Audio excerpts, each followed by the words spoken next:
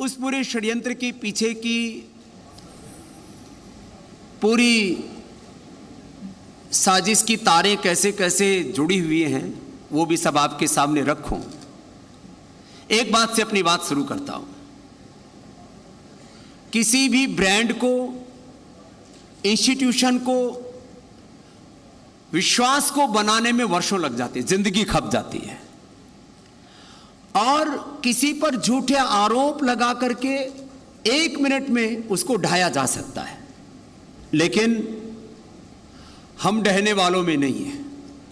क्योंकि जन्म से लेकर के आज तक स्वामी रामदेव ने एक बार भी भगवान के विधान का और देश के संविधान का, कानून का अतिक्रमण नहीं किया है। और इसलिए मैं कहता हूं, जिस दिन मैं मूल्यों से गिर जाऊंगा उस दिन मुझे कोई बचा ना सकेगा। और जब तक मैं मूल्यों और सिद्धांत। सूअर पालना बहुत ही ज्यादा लाभदायक है। इन्हें देखिए, 1000 सूअरों को पालकर साल में करोड़ों कमा रहे हैं। आपको भी करना है, इनसे सीखना है तो फ्रीडम ऐप को अभी डाउनलोड कीजिए। तो आदर्शों पर, सच्चाई पर, न्याय के मार्ग पर मैं चल रहा हूं, मुझे कोई गिरा नहीं सकता। अब बहुत लोगों को मिर्ची लगती है, बहुत लोगों को ईर्ष्या होती है, द्वेष होता है, बहुत से लोगों के निहित स्वार्थ आहत होते हैं कि स्वामी रामदेव एक किसान का बालक, अनपढ़ मां बाप के घर में पैदा हुआ, गवर्नमेंट स्कूल में और गुरुकुल में पढ़ करके इतना बड़ा ब्रांड क्यों बना दिया, कैसे बना दिया। अभी तो रुचि सोया इंडस्ट्रीज लिमिटेड, जिसको हमने 4300 करोड़ में अधिग्रहण किया था, अब उसका नाम पतंजलि फूड्स हो चुका है।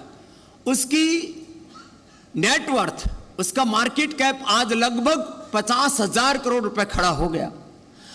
लोगों ने कहा, जब मैंने इस कंपनी का अधिग्रहण करने की उद्घोषणा की और कहा, अरे स्वामी रामदेव तो अब बर्बाद होगा, 4300 करोड़ रुपए कहां से लेकर के आएगा और कैसे इस कंपनी को चलाएगा, ये तो हाथी है, ये तो सब कुछ खा जाएगा, पतंजलि को भी खा जाएगा, बाबा रामदेव को भी खा जाएगा। आज जो एक बीमार कंपनी थी, उसका हमने नेटवर्थ लगभग 50,000 करोड़ रुपए का खड़ा किया। यह देश के लोगों का हम पर विश्वास है और उसके पीछे एक पुरुषार्थ है। उस कंपनी को पूरा टर्न अराउंड किया, professional management, corporate governance, accountability, transparency, profitability के साथ और एक लक्ष्य के साथ कि 2047 जब भारत का आजादी का शताब्दी वर्ष मनाया जाएगा तो पतंजलि भी अपना इस राष्ट्र के निर्माण में एक बड़ा योगदान देगा। और इस भारत को आध्यात्मिक और आर्थिक महाशक्ति बनाने की दिशा में जो आज हम काम कर रहे हैं, एक सन्यासी ने परमार्थ की भावना से अर्थ का इतना बड़ा तंत्र खड़ा किया कि 40,000 करोड़ रुपए का आज पतंजलि का ग्रुप टर्नओवर है, जो आने वाले 5 से 7 वर्षों में लगभग 1 लाख करोड़ करने का हमारा लक्ष्य है। और 1 लाख करोड़ आपको ऐसे ही आश्चर्य लग रहा होगा, जब आज से 5-7 साल पहले जब मैंने इसी कॉन्स्टिट्यूशनल क्लब से, इसी पत्रकार वार्ता में कहा था कि पतंजलि का टर्नओवर 20-25 हजार करोड़ रुपए का होगा, तब लोगों ने मेरी मजाक उड़ाई थी, मखौल उड़ाया था। वैसे तो मुझे हर पल अपनी लोग मेरी हैसियत का एहसास कराने में जुटे रहते हैं, अब देखेंगे बाबा की औकात क्या है। तो हमारी औकात यह है कि हमारा ग्रुप टर्नओवर आज लगभग 40,000 करोड़ का है। हमें आने वाले 5 सालों में विजन रखते हैं कि हम लगभग 1 लाख करोड़ तक इसको लेकर के जाएंगे। अभी एक पतंजलि फूड्स हमारी लिस्टेड कंपनी है, तो आने वाले 4 नाम और जुड़ने वाले हैं। वो आगे 5-7 भी हो सकते हैं, लेकिन 4 तो अभी हमारी निगाहों में हैं, जिसके ऊपर हम ऑलरेडी कार्य कर रहे हैं। खाली सपने नहीं देखते हम। पतंजलि आयुर्वेद, पतंजलि मेडिसिन, पतंजलि वेलनेस और पतंजलि लाइफस्टाइल, ये 4 कंपनियां तो सुनिश्चित हैं। उसमें मेन स्ट्रीम मीडिया में आने का हमारा कोई इरादा नहीं है, लेकिन ये सच है कि इस देश का सांस्कृतिक धार्मिक मीडिया उसको तो लीड पतंजलि करता है, चाहे वो आस्था और संस्कार हो, चाहे और उसके पीछे का एक तंत्र हो। तो अभी हम मीडिया में नहीं आ रहे हैं, इसलिए आपके लिए कोई थ्रेट नहीं है। वैसे थ्रेट किसी को होती नहीं है, लेकिन हंसी मजाक की बात थी। तो मैं आपसे कहना चाह रहा हूं कि आज हम लगभग 5 लाख लोगों को रोजगार दे रहे हैं। आने वाले 5 सालों में 5 लाख से ज्यादा लोगों को डायरेक्ट रोजगार देने का हमारा पुरुषार्थ है, दृष्टि है, और उसके ऊपर क्रियान्वयन कर रहे हैं हम। क्योंकि योग आयुर्वेद और स्वदेशी के साथ साथ भारतीय शिक्षा और भारतीय चिकित्सा व्यवस्था की पुनः प्रतिष्ठा में 2 बड़े काम और हो रहे हैं। भारतीय शिक्षा बोर्ड से हम करीब 1 लाख स्कूलों को एफिलिएट आगे करने वाले हैं, और उसमें शिक्षा के क्षेत्र में लाखों रोजगार सृजित होंगे। और चिकित्सा के क्षेत्र में पतंजलि वेलनेस से पहले 1000 पतंजलि वेलनेस के आईपीडी ओपीडी, फिर 5-10 हजार, और लक्ष्य मेरा 1 लाख पतंजलि वेलनेस के सेंटर्स देश और दुनिया में स्टैब्लिश करने का हमारा इरादा है। और पूरी दुनिया से एलोपैथी को रिप्लेस करने का मेरा संकल्प है। मैं जितना भी कर सका करूंगा, क्योंकि इमरजेंसी ट्रीटमेंट और बहुत जरूरी सर्जरी को छोड़ करके 98% एलोपैथी की जरूरत नहीं है, और उसमें बीमारियों का कंट्रोल तो हो सकता है, क्योर नहीं हो सकता। डिजीज और डिजीज के कॉम्प्लिकेशंस, ड्रग्स और ड्रग्स के एडवर्स इफेक्ट से आज पूरी दुनिया जूझ रही है। और हमने बीपी का, शुगर का, थायराइड, अस्थमा, आर्थराइटिस आदि तमाम लाइफस्टाइल डिजीज, जिनको बाद में पुराने हो पर क्रोनिक डिजीज और पुराने हो जाए तो इनकेरेबल डिजीज का तमगा लगा दिया जाता है और कह दिया जाता है इनकम्युनिकेबल, नॉन कम्युनिकेबल डिजीज का कोई उपचार नहीं, उसका भी हमने उपचार करके दिखाया। फिर उस पर भी हमारे ऊपर प्रश्न चिन्ह लगते हैं कि पूरा मेडिकल सिस्टम जिसको नहीं कर सका, एक स्वामी रामदेव ने क्यों कर दिया। अरे मेरी तो कोई औकात नहीं, लेकिन मेरे ऋषियों से मैंने जो ज्ञान पाया है, चारों वेदों का, उपनिषदों का, दर्शनों का, रामायण महाभारत का, 18 पुराणों का, उस वैदिक ज्ञान और आधुनिक अनुसंधान के बल पर हमने वो करके दिखा दिया जो पूरा मॉडर्न मेडिकल सिस्टम नहीं कर पाया।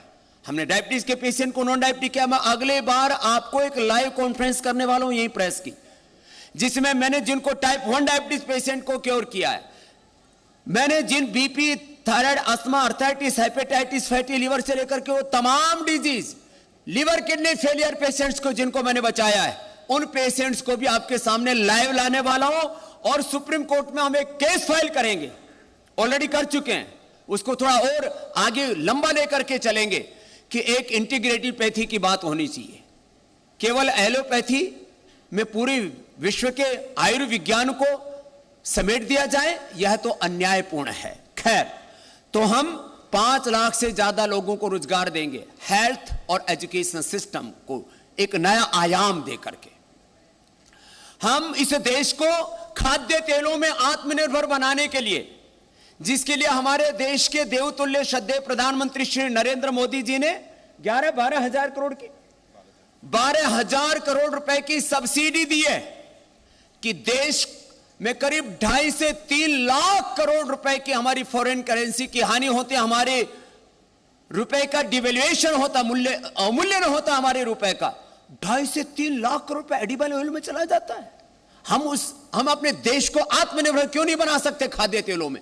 जो बात नेचुरल ऑयल्स की हो, वर्जिन ऑयल्स, ये सरसों का तेल, ये नारियल का तेल, ये मूंगफली का तेल, इसके साथ साथ 1 एकड़ में 4 गुना ज्यादा हम ऑयल प्रोडक्शन कर लेते हैं। पाम में 40 साल तक उसका पौधा चलता है, पेड़, और उससे हमारी जो है विदेशी मुद्रा का जो इतना भारी भरकम नुकसान हो रहा है, उससे देश को बचा पाएंगे। हम 15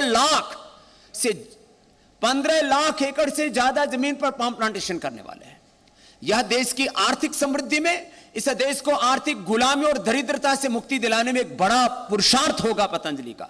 5 लाख एकड़ से ज्यादा जमीन पर हम अभी समय हम लोग कर रहे हैं 60,000 हेक्टेयर, माने करीब 1.5 लाख एकड़ पर जो हम अभी पाम प्लांटेशन ऑलरेडी चल रहा है। पिछले 25 सालों से हम इस कार्य में लगे हुए हैं। आने वाले समय में 15 लाख एकड़ से ज्यादा भूमि पर यह कार्य होगा। इसी तरह से फूड में, न्यूट्रास्यूटिकल में, इस पर भी विदेशी कंपनियों का आधिपत्य था। एमवे से लेकर के तमाम हमने प्लांट बेस्ड, नेचुरल, ऑर्गेनिक हमने ये भी लेकर के आगे vitamin D, B12, calcium, iron, omega, और हमने तो अब कोलेजन पाउडर जो मछली और सुअर के मोटी चमड़ी को उधेड़ करके बना जाता था, हमने तो ये कोलेजन प्राश, च्यवनप्राश का एक नया अवतार ले आए, और हमने न्यूट्रास्यूटिकल्स का भी एक नया इतिहास बना दिया। तो लोगों को लगता है अरे जिस गति से पतंजलि प्रगति कर रहा है, आने वाले 5 सालों में 5 लाख करोड़ रुपए से ज्यादा का नेटवर्थ होगा पतंजलि का। अब इससे बहुत लोगों को ईर्ष्या होती, ईर्ष्या में, द्वेष में और अहंकार में कि ये गांव की भाषा में बोले कल को छोरो रामदेव जी ने रीट पूछने को नहीं आओ, वो इतना बड़ा कारोबार कैसे खड़ो कर दियो, ये लोगों को तकलीफ है। अब इसमें योग का विरोध करते हैं, आपने देखा होगा मजहबी तौर पर कितना विरोध किया लोगों ने दुनिया भर में। 177 देशों के समर्थन से, वो तो इंटरनेशनल योग डे होने के बाद विरोध के स्वर थोड़े मंद पड़े, नहीं तो रिलीजियस माफिया योग का विरोध करने में उसने कोई कसर नहीं छोड़ी। आयुर्वेद का विरोध करने में तमाम एमएनसीज, और हमारे पीछे तो एमएनसी माफिया के अलावा या मेडिकल माफिया, फिर सोशल माफिया जो हमारे आइडियोलॉजी को पसंद नहीं करता, भगवत को तो देखते उनको पसंद क्या, उनको घृणा, नफरत हो जाती है। एक भगवा वाला इतना बड़ा काम कैसे कर सकता है। Medical mafia, drug mafia, religious mafia, political mafia, MNC mafia, चारों तरफ बाबा की धुलाई करने में लगे रहते हैं। अब बाबा को खत्म करेंगे। खैर, यह कार्यक्रम चल रहा था, हमने लोगों की भलाई के लिए यह काम किया। अब इस उपचार और उपकार के इस परमार्थ के काम में भी जिन लोगों को खोट नजर आती है, उन्होंने बहुत तरह से पतंजलि को, स्वामी रामदेव को बदनाम करने की कोशिश की। आपने पहले भी देखा, पतंजलि का सरसों का तेल फेल, पतंजलि का आंवला एलोवेरा फेल, और बोले कि एफएसएसआई की गाइडलाइन में फेल हो गया। दुर्भाग्य से 2 गलतियां तो एफएसएसआई से भी हुई है। सूअर पालना बहुत ही ज्यादा लाभदायक है।